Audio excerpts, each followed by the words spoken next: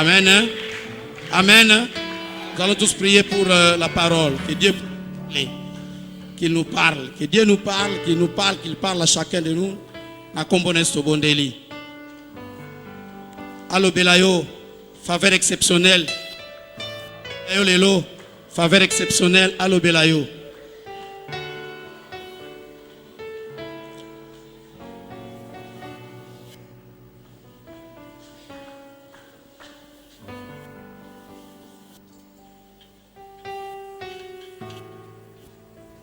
Allez.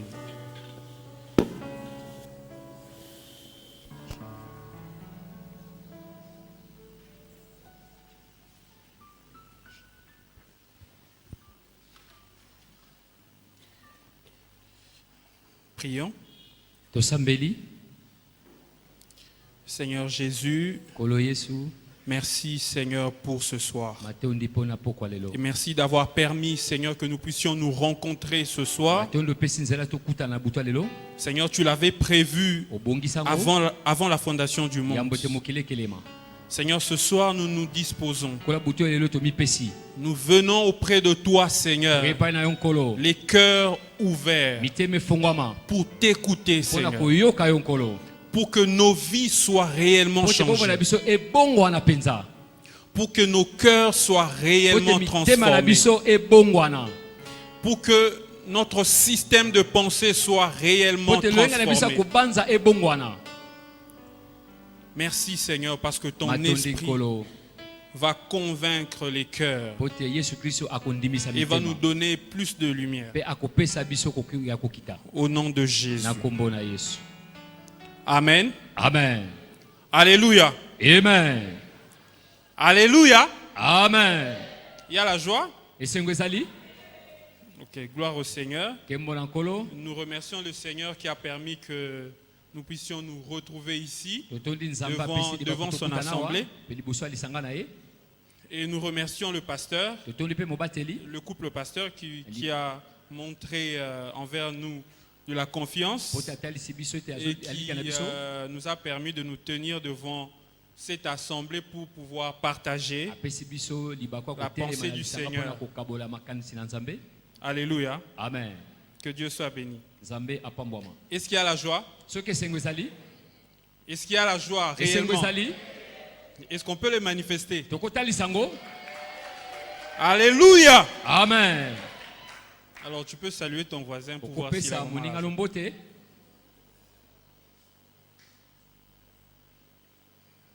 Rassure-toi qu'il sourit. Peut-être qu'il est dans les problèmes. Et peut-être que ton sourire va lui faire du bien.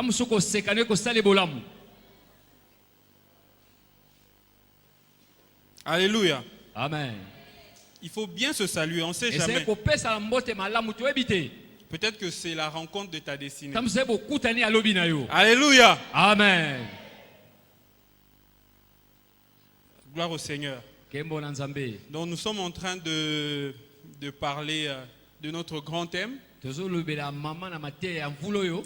qui est la faveur exceptionnelle. Et évidemment que ce mois c'est un mois très stratégique pour l'année. Et même pour notre vie. Alors j'espère que tout le monde comprend que ce mois c'est vraiment un mois très stratégique. Et que les décisions que nous prenons,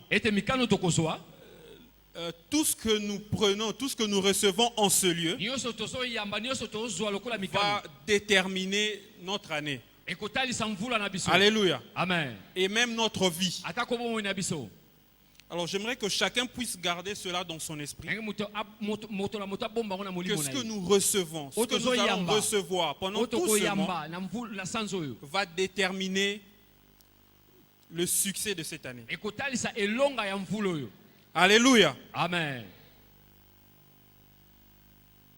Alors nous allons partager autour d'un sous-thème qui est une attente stratégique. Donc une attente stratégique. Alors nous sommes convaincus que cette année est une année de faveur exceptionnelle. Alléluia. Amen. Mais pour les vivre, nous sommes convaincus qu'il faut attendre ces faveurs de manière stratégique. Alléluia. Amen. Il faudrait attendre les promesses de cette année. Les promesses que tu voudrais vivre cette année, il faudrait les attendre stratégiquement. Alors, c'est quoi une attente stratégique? Nous allons très rapidement définir ce concept. Alors, une attente, c'est quoi? C'est simplement une action d'attendre, l'action d'attendre, le fait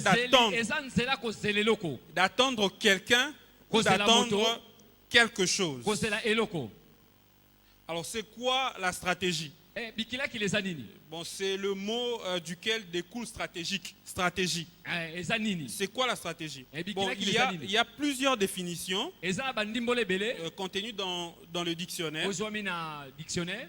Alors, je vais en citer quelques-unes. Alors, par exemple, le Larousse nous définit la stratégie comme étant l'art de combiner l'action des forces militaires en vue d'atteindre un but de guerre déterminé par le pouvoir politique.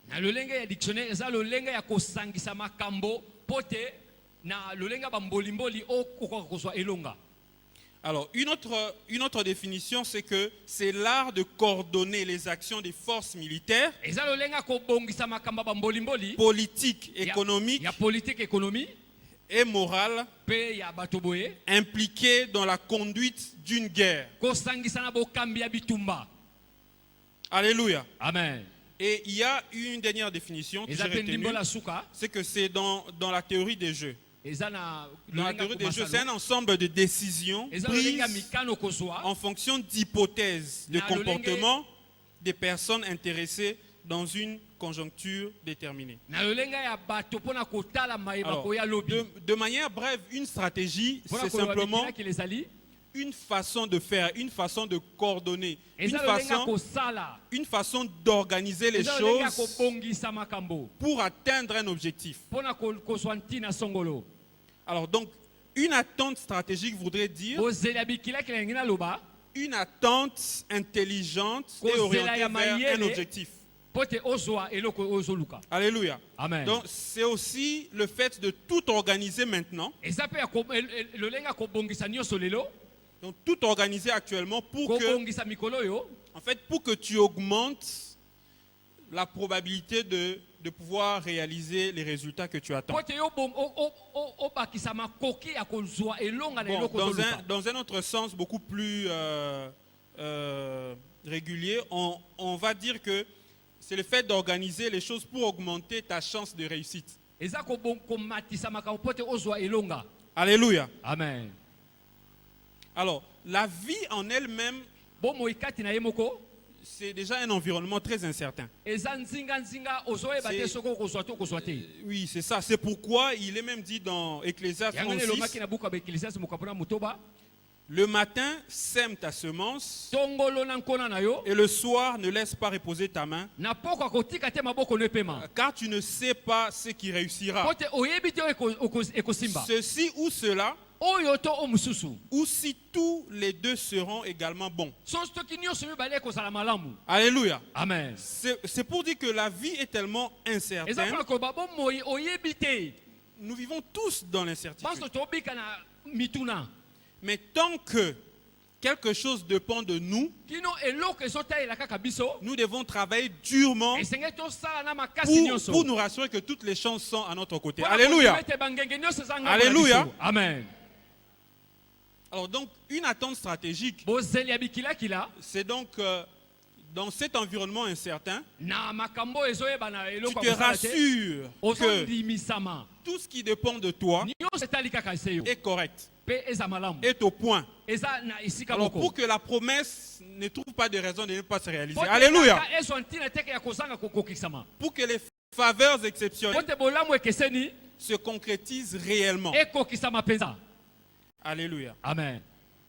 Alors, avant d'avancer, nous allons discuter sur quelques postulats. Alors, pour nous permettre de mieux comprendre ce partage, Donc nous avons retenu 3 postulats. Alors le premier postulat, c'est que la Bible est une pile de stratégies révélées par Dieu pour nous servir de réussite dans la vie.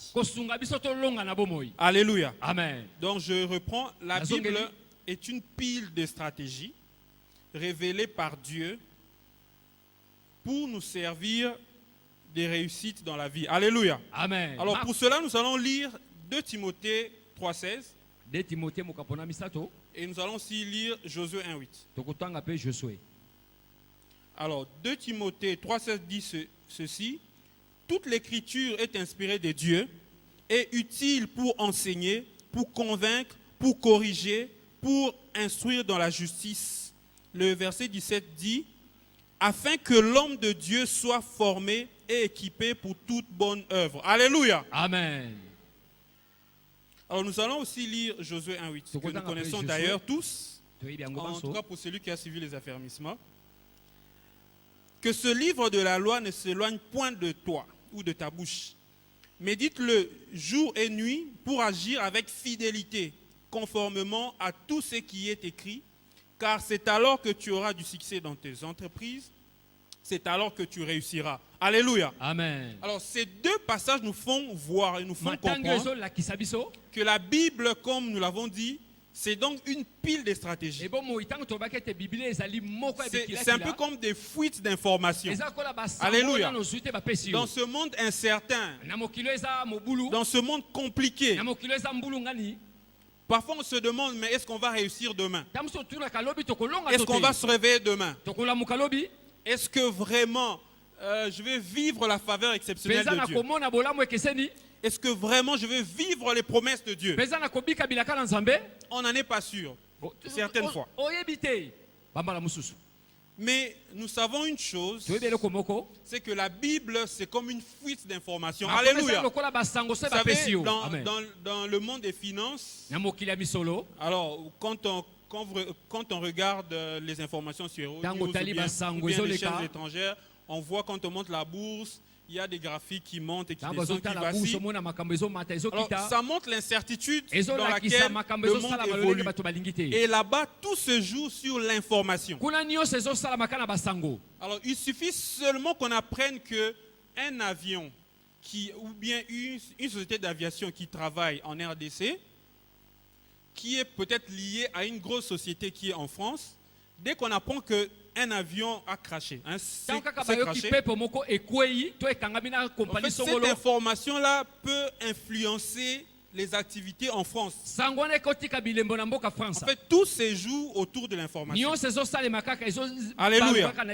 Mais j'aimerais nous rassurer que dans ce monde incertain, Dieu nous a donné des fuites. Alléluia. Amen. Et dans les jargons des étudiants, on dit Alléluia. Dieu nous a donné déjà des informations en avance. Donc, Osana Dok, il y a vie. Tu as déjà ce que tu dois faire. Alléluia. Amen. Alors, en fait, ce sont des informations que Dieu a mises à notre disposition pour que si nous réunissons les mêmes conditions, que nous puissions reproduire les mêmes effets. Alléluia. Amen. La seule différence, c'est que parfois, quand nous lisons dans la Bible, nous avons l'impression que du début à la fin d'une histoire, Dieu a lui-même organisé les choses pour que quelque chose s'accomplisse. Mais seulement ce que nous devons retenir dans ce postulat, c'est que la manière dont Dieu a agi dans la vie d'un homme constitue pour nous des leçons stratégiques pour réussir dans ce monde. Alléluia. Amen. Alors le deuxième postulat, c'est un peu comme la loi de la physique, le principe de causalité, selon lequel dans les mêmes conditions, les mêmes causes produisent les mêmes effets.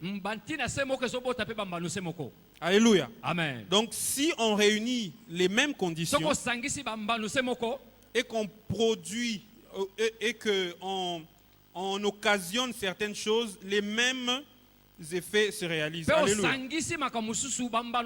Alors, le troisième postulat, c'est que c'est comme une erreur qu'il faudra que nous puissions élaguer de notre système de pensée. Alors, bon, moi je l'appelle le syndrome du pentecôtiste congolais. Alors, c'est donc ce fait ou ce phénomène qui, du pentecôtiste, c'est-à-dire que Dieu va tout faire. On n'a pas besoin de l'aider. Bon, généralement, c'est un slogan que nous utilisons. Bon, on n'a pas besoin de l'aider.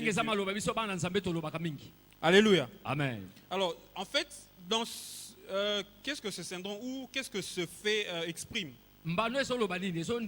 C'est que, en fait, la plupart de nous chrétiens, en fait, quand nous voulons vivre la promesse de Dieu, ou quand nous voulons vivre une expérience que nous avons vue dans la Bible, alors nous voulons en fait réécrire la Bible. C'est-à-dire que nous voulons que Dieu puisse organiser les choses ou que tout se passe exactement comme ça s'est passé dans la Bible. Bon, par exemple, écrire l'histoire de Joseph pour la deuxième fois. Alors, être vraiment le Joseph original. Alors, on va passer notre temps soit à y croire, oui, effectivement, il faudrait que nous puissions y croire. Et nous allons passer notre temps à prier et à chercher Dieu, ce qui est très bien. Mais très peu souvent, nous passons notre temps à pouvoir réfléchir exactement sur la vie d'un homme que Dieu a utilisé dans la Bible. Pour voir exactement qu'est-ce qui s'est passé dans sa vie en dehors de la main de Dieu qui agit. Qu'est-ce qui s'est passé dans sa vie humainement, de manière humaine, pour exactement découvrir qu'est-ce que nous pouvons faire en tant qu'humains pour que ces promesses ou cette expérience puisse s'accomplir dans notre vie. Alléluia. Amen.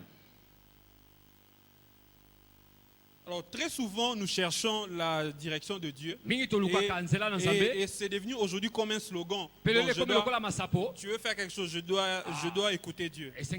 Alors je dois écouter Dieu. En fait, c'est devenu, nous écoutons Dieu, mais c'est devenu comme un slogan. Parce que très souvent, nous pensons que écouter Dieu, c'est peut-être avoir un rêve, un songe, où Dieu nous parle, ou peut-être rencontrer un prophète, ou peut-être pendant la prière entendre une voix. Mais en réalité, tout ce que Dieu a dit, c'est dans sa parole. Alléluia. Alléluia. Amen. La vraie direction que nous recherchons nous est révélée dans la Bible. Alléluia. Amen. Et c'est comme ça que dans Josué 1:8, c'est comme le secret pour réussir. La parole de Dieu. Alléluia. Amen. Alléluia. Amen. Parce que dans cette parole, il y a toutes les stratégies.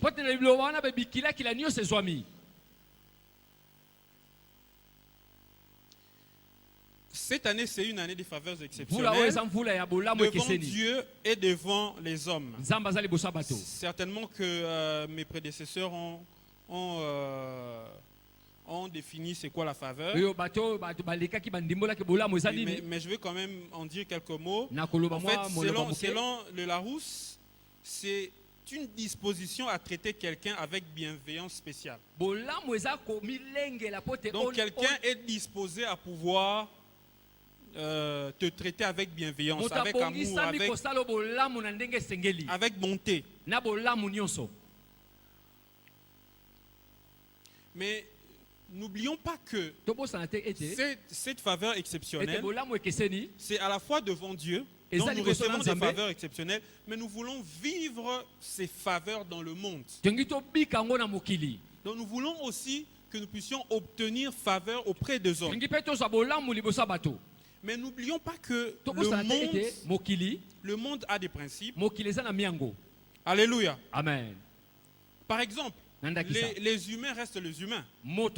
C'est que quelqu'un pour te venir en aide, ou quelqu'un pour t'accorder une faveur, dans ce monde tordu, les gens ont besoin d'un retour. Alléluia.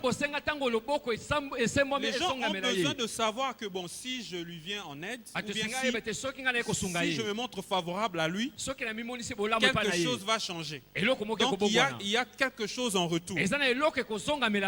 Alléluia. Amen. Donc c'est un principe que nous ne devons pas ignorer. Dieu ne nous demande peut-être rien de concret. Nous sommes chrétiens, nous sommes ses enfants, nous avons sa faveur. Mais ce n'est pas toujours le cas dans le monde. Nous allons le découvrir tout à l'heure. Alors, pour le découvrir, nous allons étudier les deux passages, nos deux passages de référence de cette année, Luc 1, 28 et 1 Corinthiens 15, 10. Alors Luc 1, 28 dit ceci: l'ange entra chez elle et dit, je te salue, toi à qui une grâce a été faite, le Seigneur est avec toi, tu es bénie parmi les femmes. Amen. Dans 1 Corinthiens 15, 10, il est dit, mais par la grâce de Dieu, je suis ce que je suis et sa grâce envers moi n'a pas été sans résultat. Au contraire, j'ai travaillé plus que eux tous. Non pas moi toutefois, mais la grâce de Dieu qui est avec moi. Alléluia. Amen. Alors, tenons compte de notre premier postulat qui dit que la Bible est une pile de stratégies, de réussite qui nous est révélée. Alors, nous allons essayer de décortiquer, étudier ces deux passages pour pouvoir trouver quelques stratégies que nous allons appliquer pour que nous puissions vivre les faveurs de Dieu. Alléluia. Pour que nous puissions vivre les faveurs exceptionnelles. Alors, ces deux textes nous révèlent un principe fondamental. Dans l'exercice des faveurs exceptionnelles, en fait, il s'agit du principe de l'indivisibilité de la dimension divine et de la dimension humaine. Donc c'est la dimension divine et la dimension humaine, je vais l'expliquer, travaillent ensemble. Alléluia. Amen. Donc, c'est-à-dire que les faveurs divines de Dieu sont exercées sur les hommes. Alléluia. Amen. Alors, ces faveurs sont exercées sur des hommes. Donc, pour qu'on parle des faveurs exceptionnelles, il faut qu'il y ait Dieu qui exerce ces faveurs, mais il faut qu'il y ait des hommes qui les reçoivent. Alléluia. Alors chacun des parties a des principes qu'il faudra respecter. Alléluia. Amen. Par exemple, les faveurs exceptionnelles s'abattent ou s'exercent sur des hommes capables de les encaisser. Pas des hommes imperméables. Pas des hommes sur qui, quand la faveur vient comme une pluie, ça bondit et ça part à côté. Alléluia. Amen. Alors je prie que tu sois préparé cette année. Alléluia. Amen. Pour que les faveurs exceptionnelles, tu les encaisses en fait. Que tu les encaisses réellement comme un sol perméable. Et que cette faveur puisse rencontrer les minéraux, les semences, toutes les semences qu'il y a en toi, que ça puisse exploser. Alléluia. Alors, ces faveurs sont donc exercées sur les hommes. Et les hommes évoluent dans le monde. Alléluia. Amen. Alors, généralement, quand nous demandons la faveur de Dieu, nous voulons voir quelque chose évoluer dans ce monde nous concernant. Bon, par exemple, il y en a ici qui sont là, qui demandent les faveurs de Dieu pour peut-être acheter une parcelle. Il y en a, c'est pour peut-être finir les études. Il y en a, c'est peut-être pour occuper un poste politique. Il y en a, c'est peut-être pour être promu. Alors, quand nous parlons des faveurs exceptionnelles, chacun voit quelque chose dans sa tête. Alléluia. Mais cette chose que tu vois, que tu aimerais voir évoluer, son évolution a des principes. Alléluia. Amen. Que tu dois comprendre et connaître. Alléluia. Amen.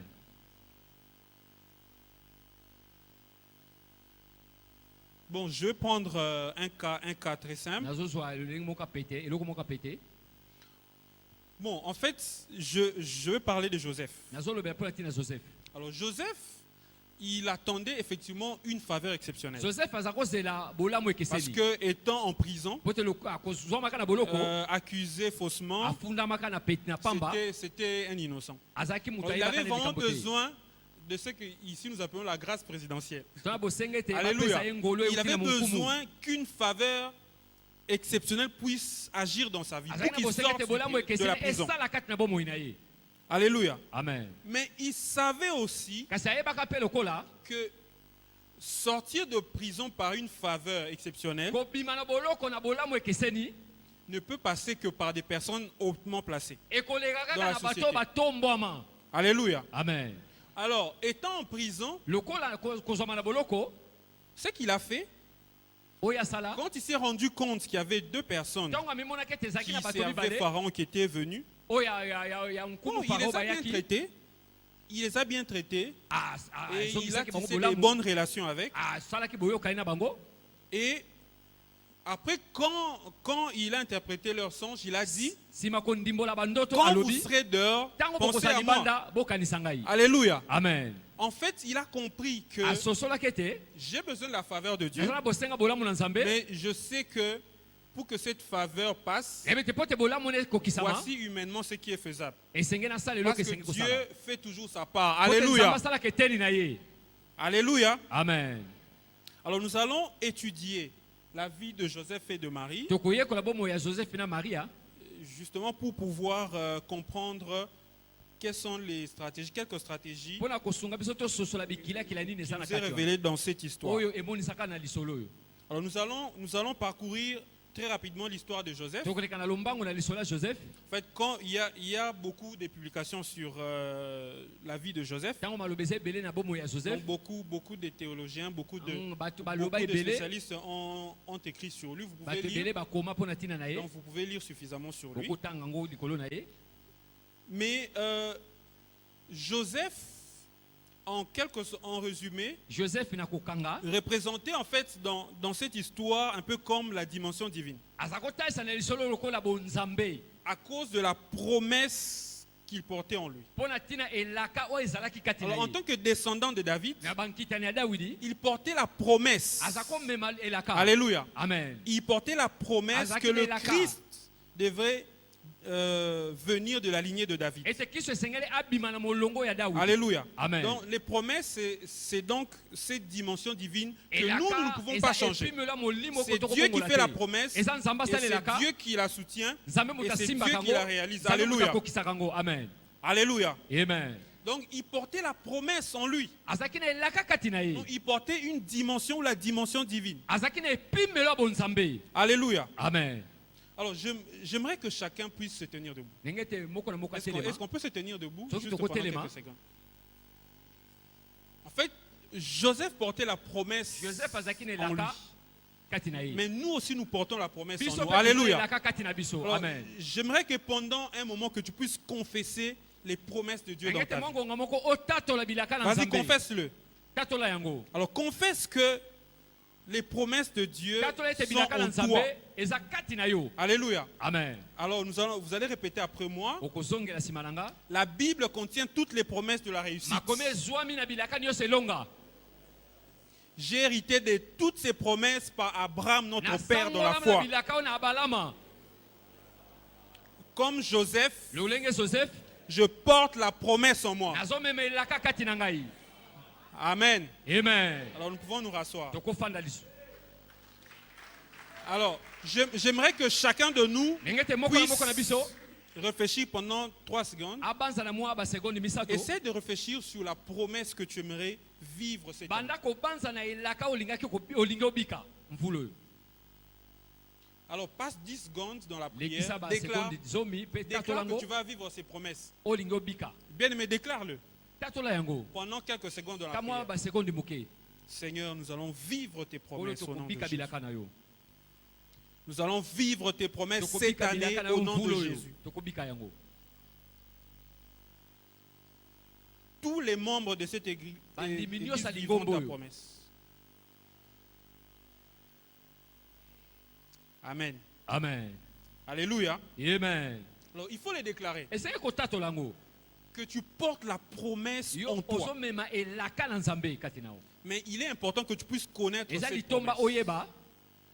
Vous savez, les promesses parfois sont devenues comme des slogans, comme des illusions. Nous avons les promesses de Dieu. Nous avons les promesses de Dieu.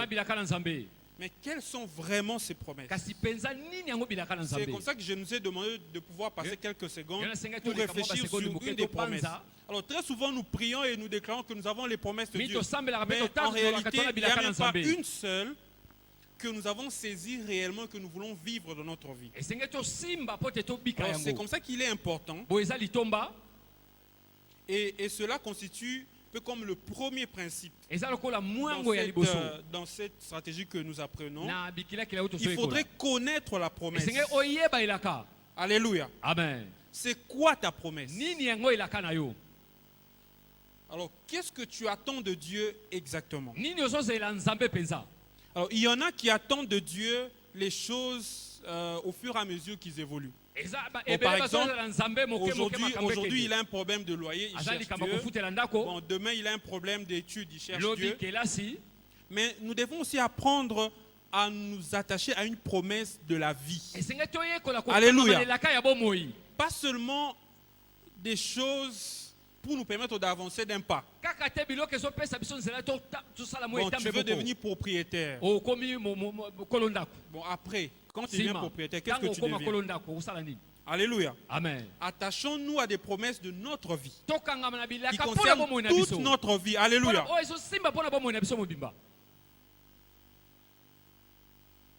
Donc, pour que Jésus naisse, il fallait premièrement qu'il y ait la promesse. Donc, c'est notre premier principe dans l'attente stratégique.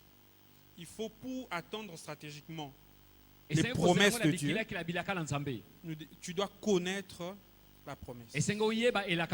Alléluia. Amen. Alors, quand vous lisez les récits sur Joseph, vous comprendrez qu'on le décrit comme étant un homme modeste. Bon, c'est un euphémisme pour dire il était proche de pauvre, hein, il n'était pas.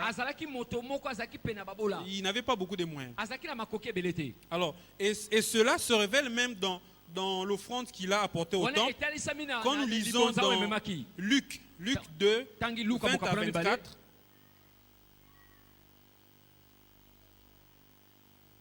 Alors, Luc 2, 21 à 24. Alors,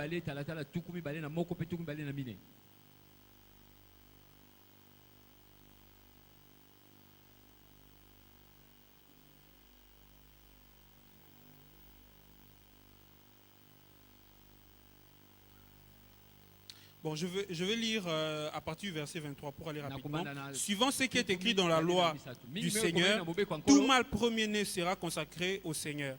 Et pour offrir en sacrifice, excusez-moi, voilà.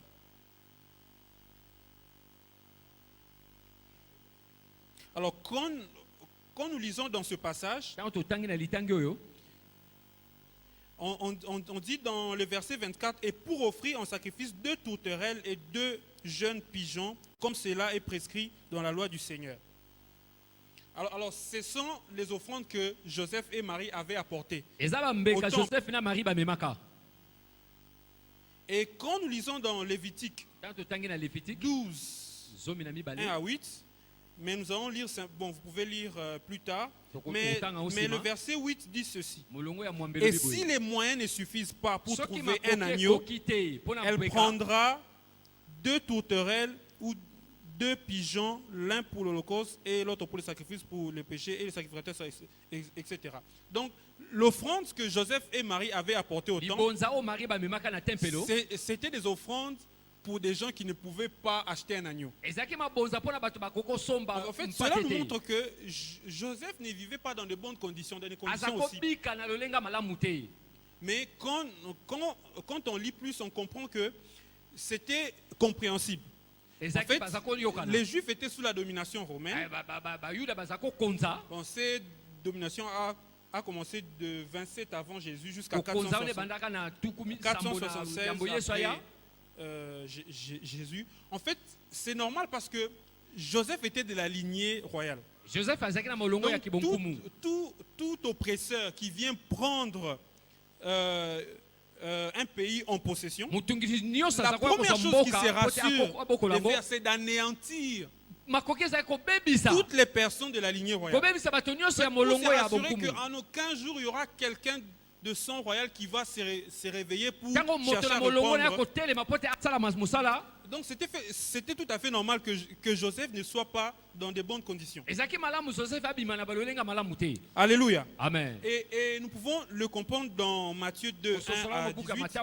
Quand Hérode a ordonné de tuer tous les enfants, quand il a appris qu'il y avait un roi des Juifs qui venait de naître, mais il était public, il disait, mais non, jamais. Il a fait tuer tous les enfants. En fait, c'est pour dire que imaginons un peu la condition qui était réservée à tous ceux qui pouvaient se prévaloir de la famille royale. Donc, Joseph ne pouvait pas, il devait éviter même de pouvoir occuper des postes, enfin chercher à occuper des postes très élevés, parce qu'on saurait peut-être par bouche-oreille que c'est quelqu'un qui est de la lignée, peut-être qu'un jour il peut. Peut-être qu'il peut se faire tuer. Et j'imagine que si jamais quelqu'un qui connaît sa lignée lui dit en public, est-ce que je suis sûr qu'il pouvait même fuir. Alléluia. Amen. Alléluia. Amen. Donc il était tout à fait normal que Joseph ne soit pas dans des bonnes conditions.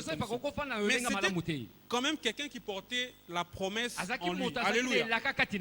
En fait, c'est pour dire que nous devons noter qu'il existe aussi une réalité. C'est que malgré la promesse, les conditions socio-économiques, politiques d'un pays peuvent nous obliger à vivre parfois misérablement. Alléluia. Et parfois ces conditions peuvent même nous faire perdre la foi en des promesses. Alléluia. Amen. C'est comme on a demandé à Dieu, mais où sont donc toutes ces promesses? Alléluia. Amen. Alors j'aimerais que tu puisses dire à ton voisin, déclare-le, que même si la situation du pays nous oblige à vivre parfois misérablement, cela n'enlève en rien la promesse que je porte en moi. Alléluia. Amen. Même si Joseph pouvait vivre dans la crainte, même s'il avait peur qu'on sache qu'il était de la lignée royale, et pour cela il devait être juste un charpentier dont on ne faisait pas cas. Mais la promesse n'est pas morte. Alléluia. La situation du pays ne peut pas tuer la promesse. Alléluia. Amen. Dis-le à ton voisin. Dis-le à ton voisin. Répète-le encore. Alléluia. Amen. Quelle que soit la situation politique de la RDC, quelle que soit la situation économique de la RDC, la promesse ne mourra pas au nom de Jésus. Alléluia. Amen. La promesse ne peut pas mourir parce que c'est une dimension divine. Alléluia. Amen. Dieu ne meurt pas. Alléluia. Amen. Ce qu'il a promis, il réalise.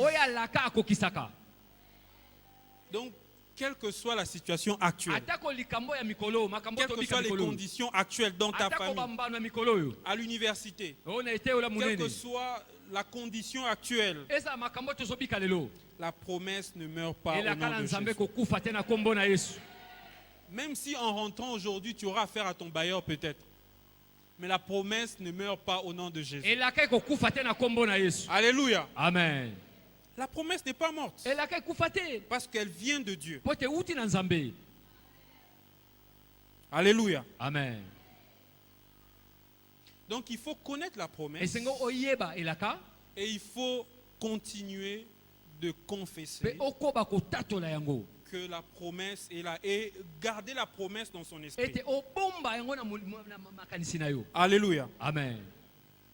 Parce que vous savez, quand nous avons la promesse en esprit et quand nous avons la foi en la promesse, même notre façon de nous comporter change. Et aujourd'hui, il y a un courant qu'on appelle les neurothéologiens. En fait, les gens qui ont étudié en fait ce qui se passe dans le cerveau quand un homme a la foi. En fait, on a fini par conclure que quand un homme a la foi, quand tu crois en quelque chose, il y a un mécanisme qui se déclenche un mécanisme d'harmonie qui se déclenche dans ton cerveau, qui fait que tu commences à faire les choses même sans le savoir, mais qui t'amène vers la promesse. Alléluia. Alléluia. Amen. En fait, tu ne comprendras pas parce que tu crois en quelque chose.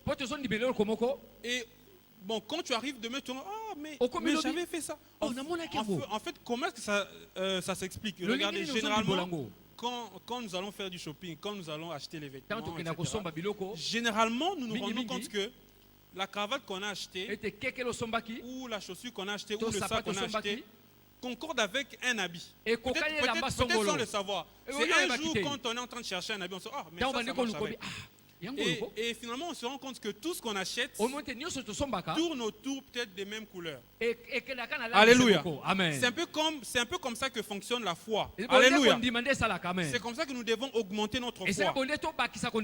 Alléluia. Amen. Quand tu as la foi en quelque chose, tu ne comprendras pas tout ce que tu seras en train de faire va t'emmener vers cette chose. Alléluia. Amen. Alors tu ne vas pas te rendre compte, mais les personnes que tu rencontres, les projets que tu élabores, les formations que tu fais, ou je sais pas, la femme que tu rencontres, t'emmène vers quelque chose. Et tu te rends compte, mais finalement j'y suis.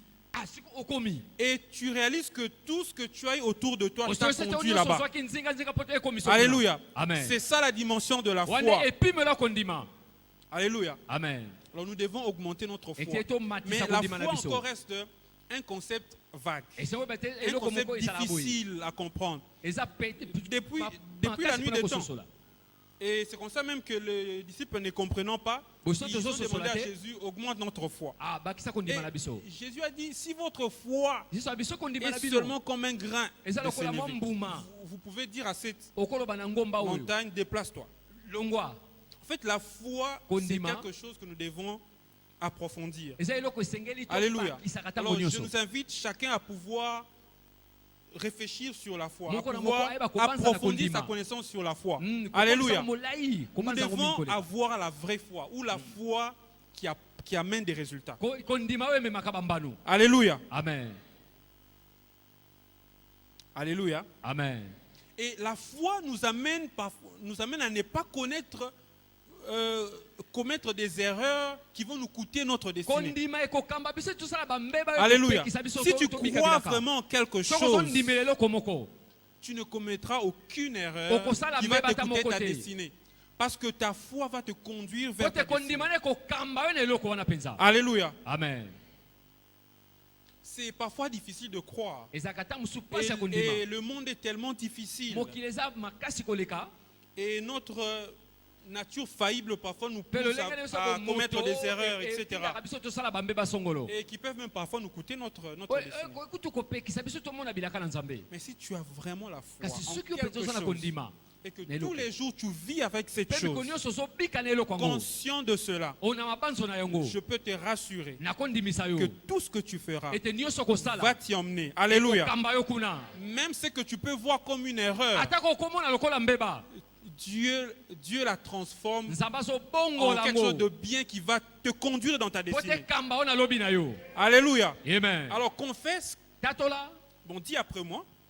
Je ne commettrai pas d'erreur. Je ne commettrai pas d'erreur qui me coûterait ma destinée avec Dieu.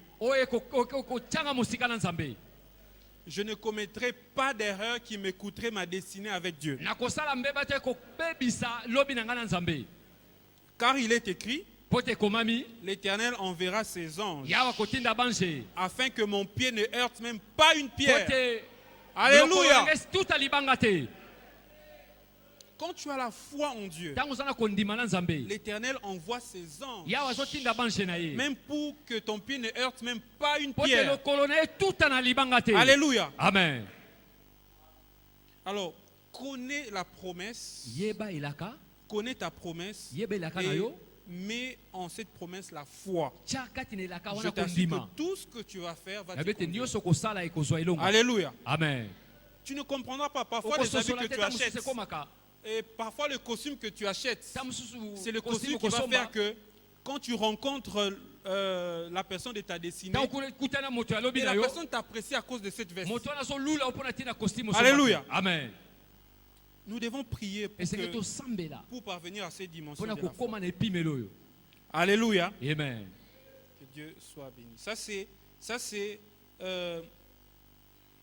ce que nous tirons de l'histoire de Joseph.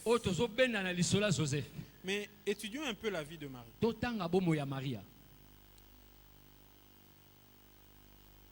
En fait, la vie de Marie représente un peu comme ce que nous appelons la dimension humaine. Dans deux volets. Le premier volet, c'est que c'est une vierge. Et le deuxième volet, c'est qu'elle est fiancée à Joseph. Alors, les deux volets de cette dimension humaine expriment l'effort humain à fournir pour expérimenter la faveur exceptionnelle de Dieu. Alléluia. Amen. C'est parfois difficile de faire exactement ce qu'il faut. Parfois difficile. Alléluia. Amen. Mais en fait, Marie représente pour nous l'effort humain. Un peu comme la part de l'homme. Ou la dimension humaine que nous allons étudier. Alléluia. Amen. Alors, le premier volet, c'est le volet de la virginité. En fait, ce volet représente l'effort que Marie a fourni humainement pour garder son corps pur. Bien aimé, ce n'est pas facile pour les femmes de rester vierges. C'est un effort qu'il faut fournir. C'est certainement qu'elle a été sollicitée. Certainement. Mais elle a choisi de rester vierge. Alléluia. Et dans la culture juive, la virginité représente vraiment une valeur inestimable. Et pour le prouver, même les données bibliques mettent en évidence cette valeur positive de la virginité. Alors, quand nous lisons dans 2 Samuel 13, 18, on nous montre que les vierges royales ou les vierges qui vivaient dans la famille, dans le palais royal, devraient être vêtues d'une tenue spéciale. Alléluia. Donc si dans la famille royale il y a des vierges, des filles qui sont vierges, elles sont vêtues différemment.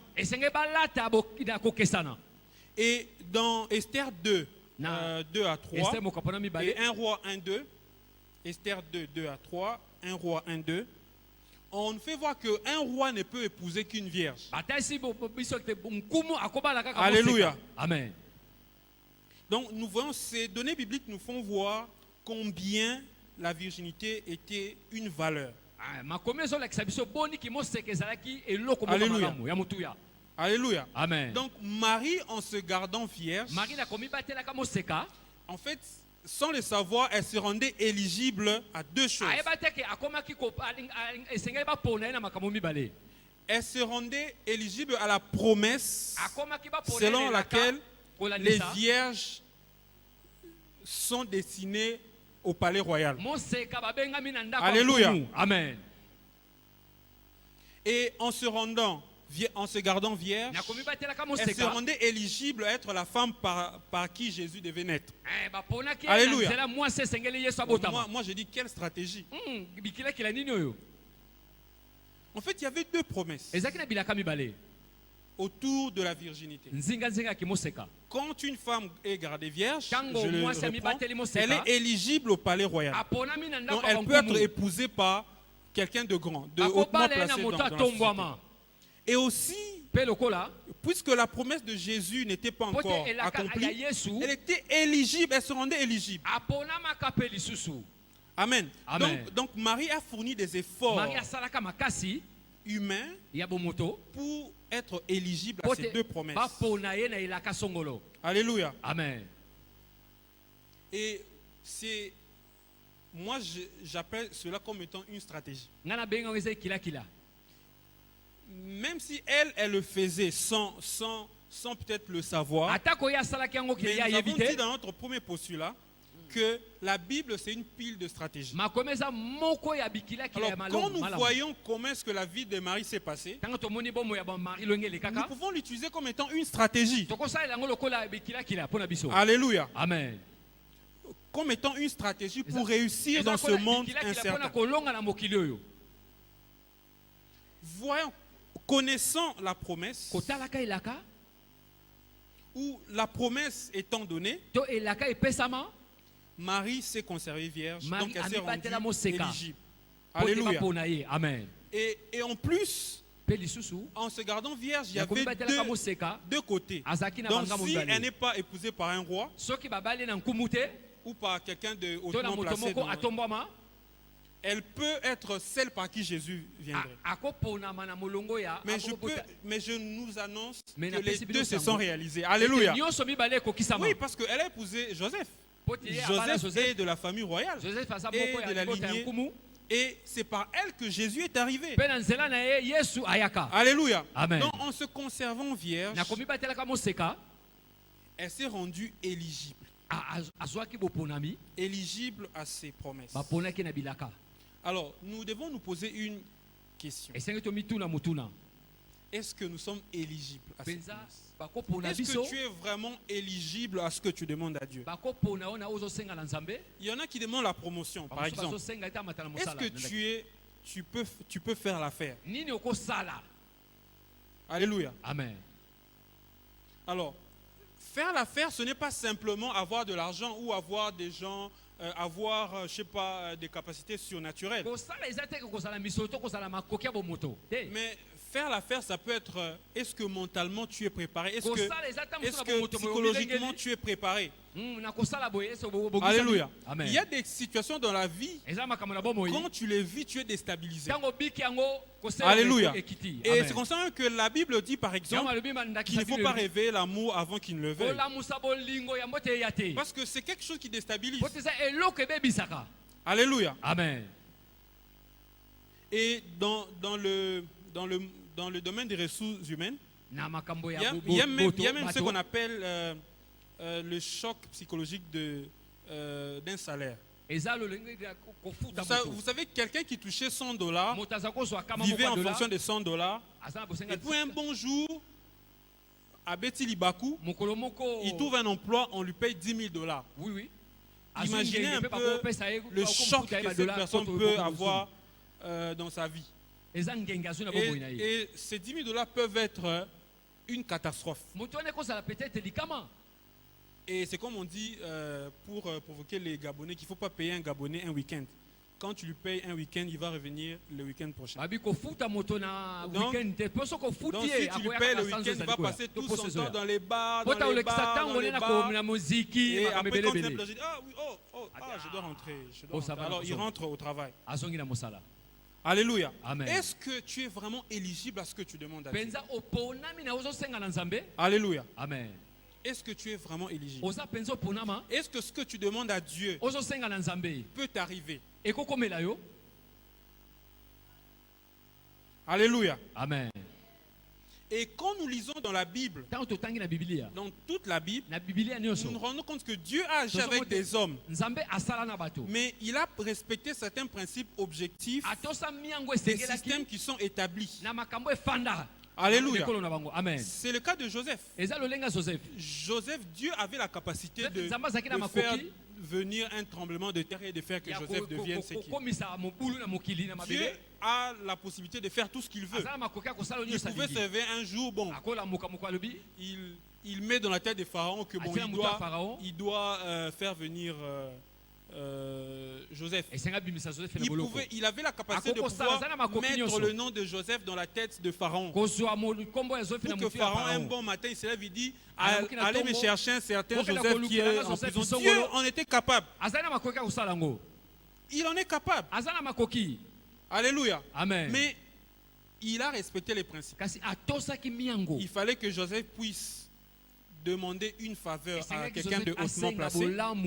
Et que ce qui est arrivé à Pharaon arrive et que quelqu'un puisse recommander Joseph.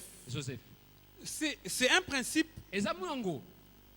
qu'il ne faudra pas oublier. Parce que dans ce que tu demandes à Dieu, ou dans la promesse, ou dans les faveurs que tu demandes à Dieu, en fait, il faudra connaître les principes de son champ d'application. Par exemple, tu demandes à Dieu d'être promu. Qu'est-ce que les procédures au travail demandent pour que quelqu'un soit promu? Est-ce que tu les remplis?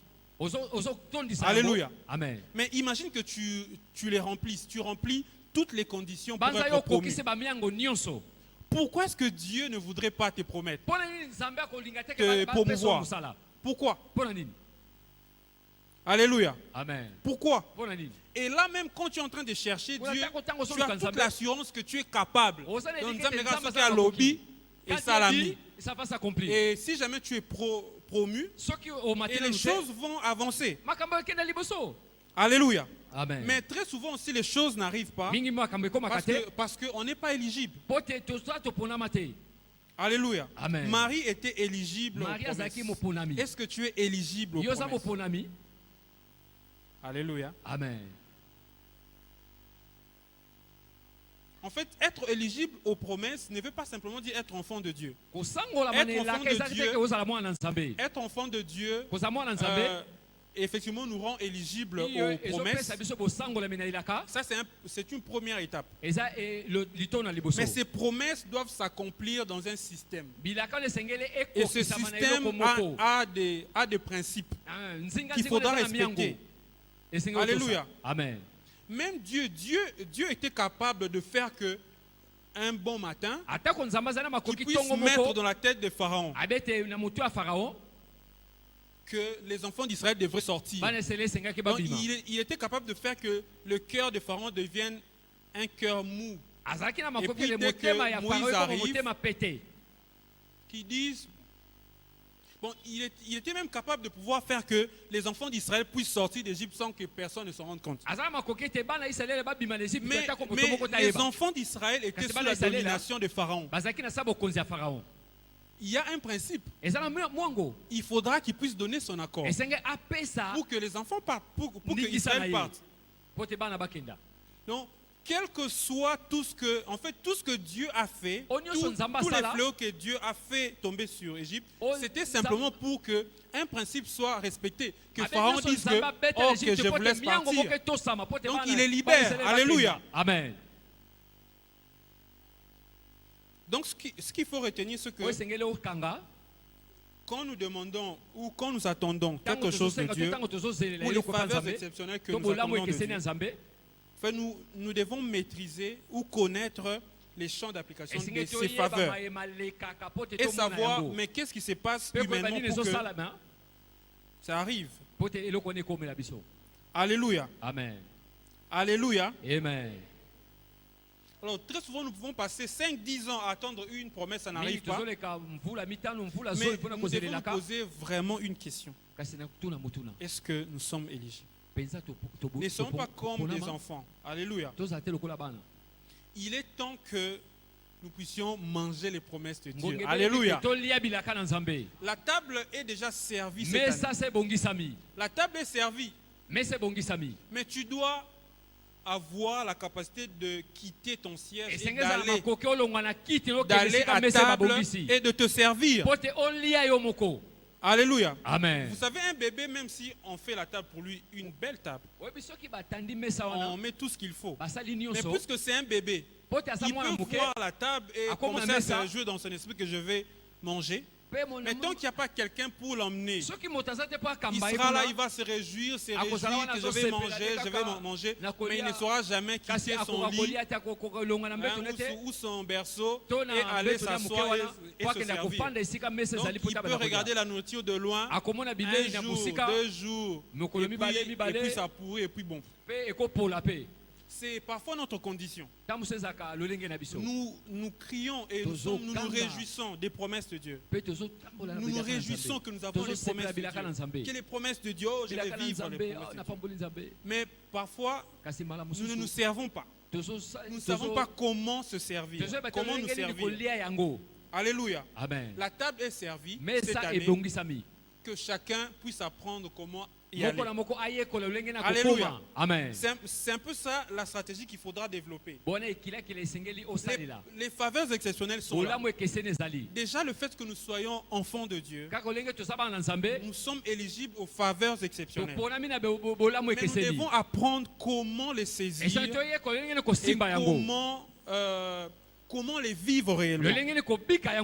Si nous n'apprenons pas comment les vivre, si nous ne développons pas de stratégie par rapport à notre promesse ou la promesse que nous attendons de Dieu, pour que même humainement nous puissions nous rendre éligibles, il nous sera difficile de les vivre.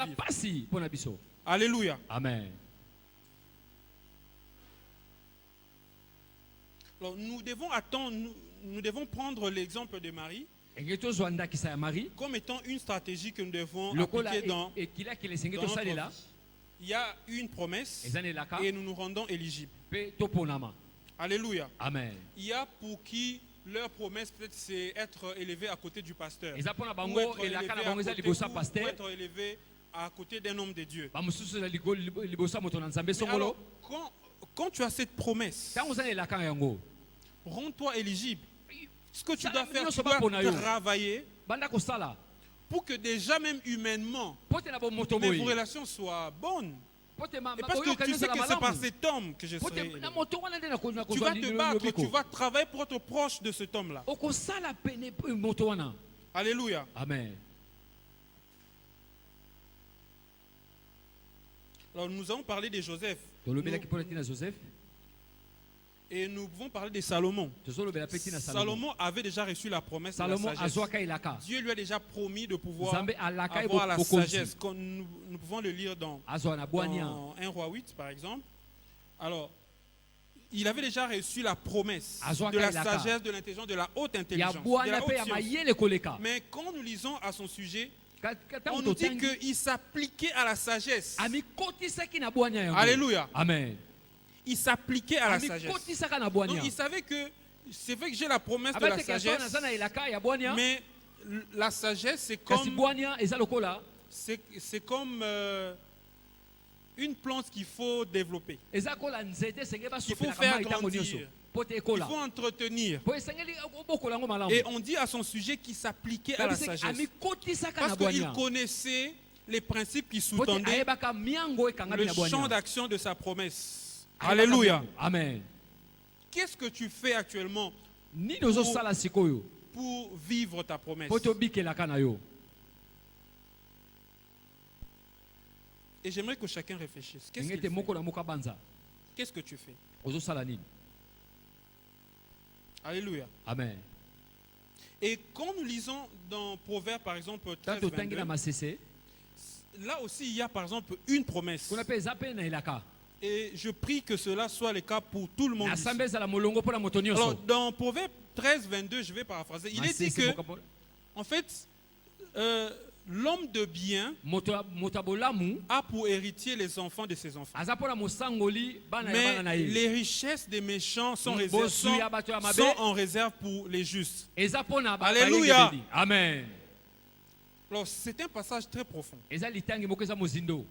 Donc, les richesses des méchants sont en réserve pour les justes. Et quand on lit dans Ecclésiaste 2:26, il est dit, je vais aussi paraphraser, que à l'homme qui lui est agréable, il accorde la sagesse, l'intelligence et la connaissance. Mais au pécheur, il a accordé la charge de pouvoir récolter des richesses pour les donner à celui qui lui est agréable. Alléluia. Amen. Ce sont des promesses formidables. C'est la promesse de transfert. Et le pasteur, en priant le dimanche passé, il a même dit qu'il nous bénit de la bénédiction des transferts. Que les richesses qui sont entre les mains des méchants nous soient transférées au nom de Jésus. Alléluia, c'est une promesse. Mais cette promesse a de principe. Pour que la richesse des méchants te soit transférée, qu'est-ce qu'il faut faire? Alléluia. Amen. Bon, par exemple, quand nous mettons en relation ces deux passages de Proverbes et d'Ecclésiaste, et quand nous lisons l'histoire de Salomon, en fait, parce que c'est lui qui écrit, il dit qu'il a constaté que, en fait, les méchants ont la charge de pouvoir amasser des trésors. Donc bango ba lokota ba trésor après ba transférant. Il ramasse les richesses et puis il donne. Alléluia. Amen. En fait, il a constaté que cela était une vérité.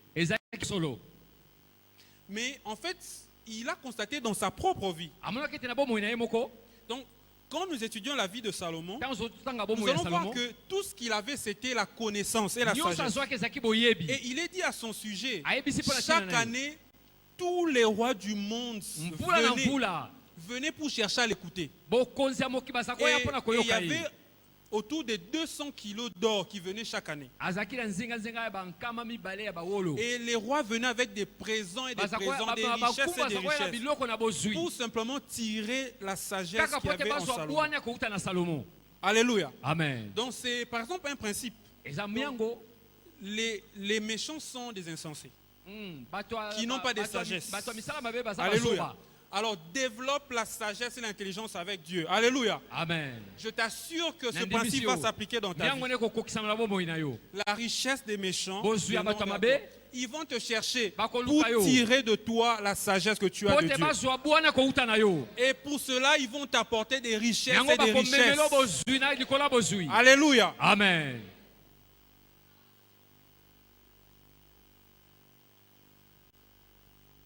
Alléluia. Amen. Alors, c'est aussi le cas de l'apôtre Paul, qui avait déjà la promesse de pouvoir servir Jésus. Mais dans 1 Corinthiens 15:10, il est dit quelque part que j'ai travaillé plus que eux tous. Alléluia. Amen. Il savait que pour que la promesse qu'il avait se réalise, il avait pour travail de pouvoir travailler plus que tout le monde. Et aujourd'hui, tout le monde atteste qu'il a travaillé plus que tout le monde. Et c'est comme ça qu'il a fait tout ce qu'il a fait. Alléluia. Amen. Il connaissait le principe, le principe qui sous-tendait le champ de l'application de sa promesse. Alléluia. Amen. Donc il faudra connaître les champs d'application de ta promesse. Tu as la promesse d'occuper un poste politique ici. C'est quoi les principes objectifs? C'est quoi les principes objectifs? Pas juste les principes établis par les méchants, mais les principes qui sont objectifs. Alléluia. Amen. Si tu les appliques objectivement, je t'assure que ta promesse va se réaliser. Alléluia. Amen. Et au-delà du fait que Marie, en fait, sa virginité la rendait éligible aux promesses, mais la virginité représente aussi la pureté, la piété, la sanctification. Donc elle a choisi de rester pure devant Dieu. Alléluia. Amen. C'est d'ailleurs le principe par excellence. Rester pur devant Dieu. Alléluia. Tu ne peux pas espérer vivre les promesses de Dieu si tu ne vis pas dans la pureté. Bien aimé, on ne blague pas avec les péchés. Vous savez, si on vous montre comment est-ce que quand un moustique vient te piquer et comment tous les mécanismes qui se passent pour que tout ton corps devienne malade, en fait, tu comprendras que les péchés seront quelque chose à craindre. Alléluia. Amen. Parce que autant un petit moustique peut te piquer et quelques jours après ça rend tout ton corps. Un petit péché, aussi petit soit-il, peut détruire toute ta vie. Alléluia. Amen. Et t'empêcher de vivre les promesses de Dieu. Alors très rapidement, nous allons développer le volet fiancé. C'était la fiancée, c'est le deuxième volet. Elle était fiancée à Joseph, qui avait la promesse en tant que descendant de David. Mais comme nous le voyons, Joseph était un homme modeste. Mais Marie étant dans sa condition de vierge, donc selon la coutume même là-bas, elle était éligible à pouvoir être épousée par un roi. Mais elle a accepté un homme de ces conditions-là. Alléluia. Amen. Peut-être ne sachant pas, mais pour nous c'est une leçon. Que ce que nous voyons, ce n'est pas ça qui compte. Alléluia. Amen. Si c'était le cas, je vous assure que je ne me serais pas marié. Alléluia. Amen. Parce que quand je suis allé demander la main de mon épouse, je n'avais rien. Je n'avais que ma tête et mes papiers. Alléluia. Humainement parlant. Mais j'avais la promesse de Dieu. Alléluia. Amen. Alléluia. Amen. Et évidemment que mon épouse a aussi la promesse de Dieu. Mais elle n'a pas vu ce qu'elle voyait, mon aspect extérieur qui était un peu bizarre. Alléluia. Amen. Mais elle a vu l'intérieur. Alléluia. Amen. Alors c'est aussi une autre stratégie. Les personnes auxquelles nous nous attachons.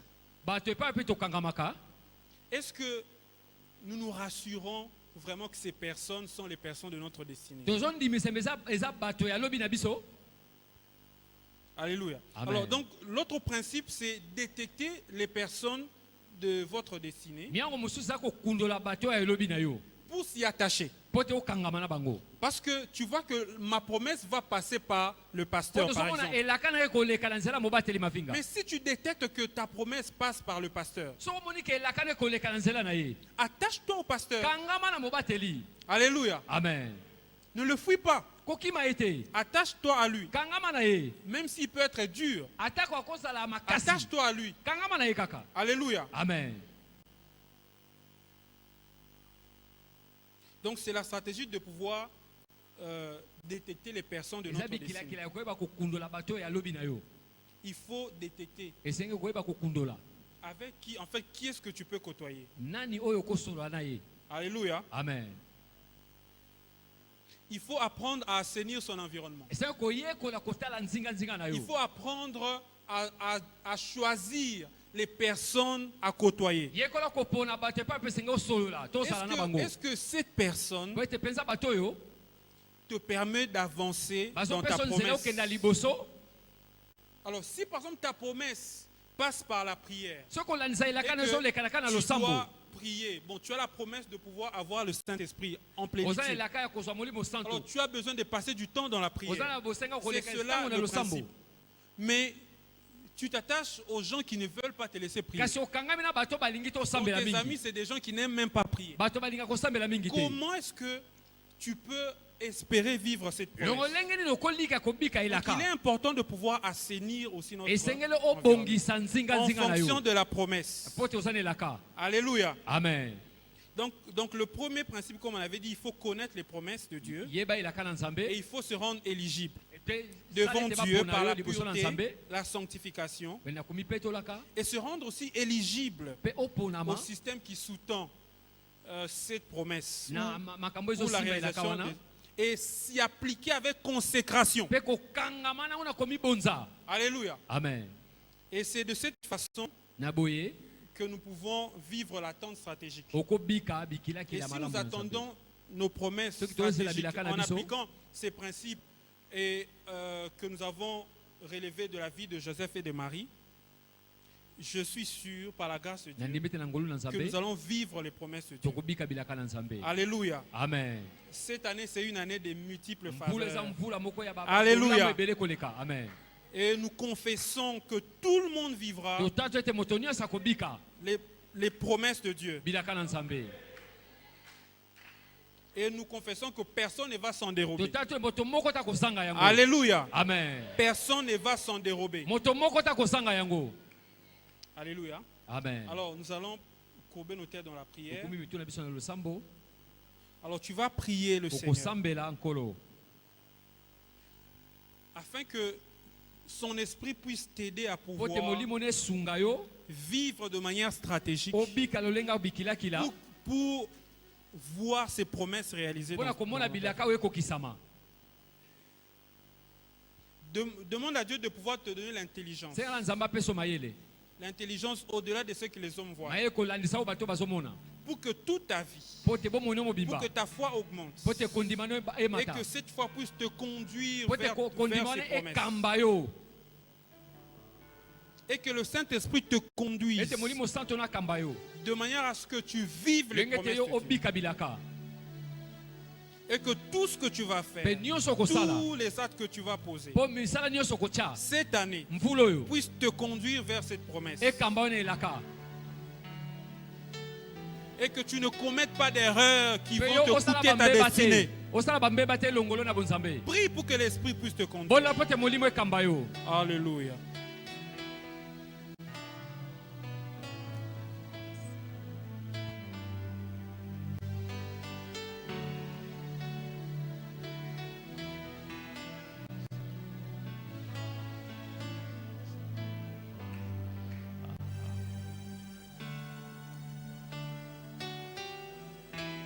Alléluia. Gloire à Jésus. Amen. Amen. Alléluia. Amen. Gloire à Jésus. Dieu est bon. Que Dieu bénisse notre frère, Papa Franklin, pour ce message. Un message très pertinent. Un très bon message, très profond. Gloire soit rendue à Jésus. Est-ce qu'on peut bénir le Seigneur pour ce message? Alléluia. Amen. Juste rapidement, je vais essayer de dire ça peut-être en bref, ce qui nous a été prêché lors de cette chaire. Juste en bref, pour aider quelqu'un à bien prier. Alléluia. Amen. Pour aider quelqu'un à faire quoi? À bien prier. On nous a donné des règles ou des principes stratégiques afin de pouvoir vivre la faveur exceptionnelle. Il y a des principes d'éligibilité. Arranger son environnement de manière à ce que nous puissions vivre la faveur exceptionnelle. Il y a des choses que l'on fait. Nous devions le faire très bien. Chacun dans son domaine. Quand tu es couturier, fais bien ton travail. Quand tu es avocat, fais bien ton travail. Et quand bien même tu es étudiant ou un élève, étudie très bien et retiens bien les choses. Parce que ce que tu es en train de faire là peut te permettre de vivre la faveur exceptionnelle. Vous savez que Dieu n'a jamais encouragé les paresseux. Dieu n'a jamais encouragé les paresseux. Ce que tu fais, fais-le très bien. L'apôtre Paul, c'était quelqu'un qui était studieux. C'était quelqu'un qui bossait. Il a fait des études, de très très longues études. Et à cause de cela, l'Éternel l'a utilisé puissamment dans ce domaine. Il a beaucoup écrit par rapport aux autres apôtres. Pourquoi? Quand il était sur les bancs de l'école, c'est quelqu'un qui prenait au sérieux ses études. Alléluia. Amen. Je vois quelqu'un dans cette salle qui, à partir d'aujourd'hui, il devient sérieux dans ce qu'il est en train de faire au nom de Jésus. Quelqu'un dans cette salle qui prend l'engagement, qui dit Seigneur, à partir d'aujourd'hui, tout ce que je suis en train d'apprendre, que ce soit dans les domaines des affaires, que ce soit dans les domaines étudiantins, Seigneur, je le ferai très bien. Amen. Et cela va te prédisposer pour vivre la faveur exceptionnelle de Dieu. Toutes les personnes qui se sont présentées auprès de Dieu, Dieu leur demandait qu'est-ce que tu as. Amen. Aujourd'hui, Dieu te demande qu'est-ce que toi tu as. Et c'est à partir de cela que Dieu va te bénir. Qu'est-ce que tu fais? Dieu n'encourage pas les paresseux. C'est à partir de ce que tu fais que Dieu va te bénir. Et alors ce que tu fais, fais-le très bien. Alléluia. Amen. Oui, donc c'est comme ça que tu seras éligible. À partir de ce que tu fais, fais-le très bien. Ce qui est formidable, ce qui est bon, je voudrais encourager quelqu'un qui est là ce soir, qui dit moi, je n'ai pas fait de longues études.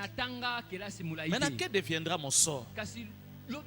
À chacun de nous, Dieu a déposé un potentiel. Il n'y a personne qui peut dire que moi je suis même réduit. Que tu aies fait de longues études ou pas, la faveur exceptionnelle de Dieu va t'atteindre cette année au nom de Jésus. Toujours parmi la lignée des gens que Dieu a utilisés, pendant que l'un était en train de beaucoup écrire, il s'agissait de l'apôtre Paul. Il y a aussi d'autres personnes qui n'ont pas fait de longues études. Ils n'ont pas eu cette possibilité. Mais le Seigneur Jésus les a rencontrés. Des personnes qui ont fait des expériences que Paul n'a jamais fait. Est-ce que Paul a déjà marché sur les eaux de la mer? Alléluia. Amen. Est-ce que Paul a déjà marché sur les eaux de la mer? Par-dessus tout, sois connecté à ton Dieu. Celui qui va te donner l'inspiration et la sagesse, sois connecté à Dieu.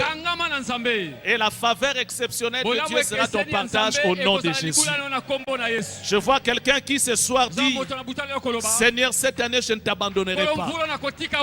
Seigneur, cette année je ne t'abandonnerai pas. Je ne te lâcherai pas si tu ne m'as pas béni. Je ne te lâcherai pas tant que je n'ai pas vu la faveur exceptionnelle de Dieu s'accomplir dans ma vie. Nous allons tous nous lever, nous allons prier.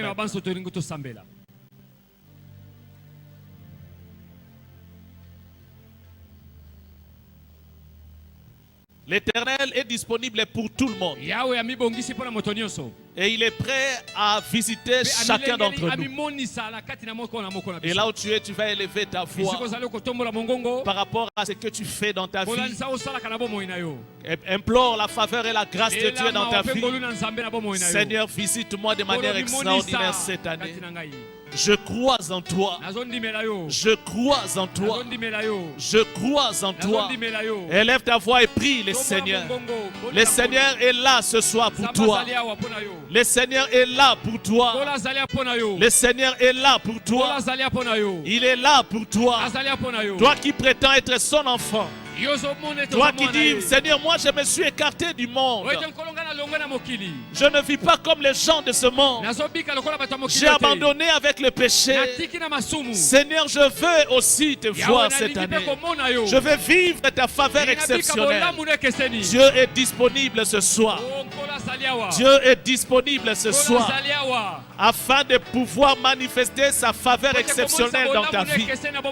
Tu es exceptionnel. Tu es exceptionnel.